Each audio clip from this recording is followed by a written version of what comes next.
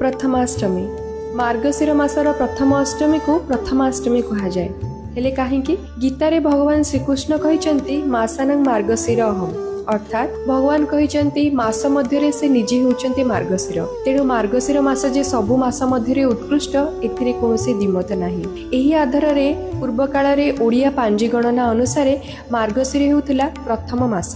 एही मासरु ओडिसार विभिन्न अंचल रे विभिन्न प्रकार शस्य जेमिति कि धान बिरी मुग आदिर अमल हुए। तेणुकरी एही मासर प्रथम अष्टमी रे नुआ बिरी रे पिठा करा जाय मां षष्ठी को पूजा करा जाय। मां षष्ठी होचंती सृजन शक्तिर अधिष्ठात्री देवी। घरर पिलांकु से सबु विपद रक्षा करती तथा सुख समृद्धि और दीर्घायु प्रदान करती। पुरी श्रीमंदिर रे मध्य एहार प्रचलन रहिछि। एही पूजारे मामु घरु आसीथिबा नुआ पोशाक पिंधि घरर प्रत्येक ज्येष्ठ संतान पढ़ुआ हुअंती वंदापना हुअंती। बड़ देउଳରେ बड़ ठाकुर मध्य मामु घरु आसीथिबा पाट पिंधि पढ़ुआ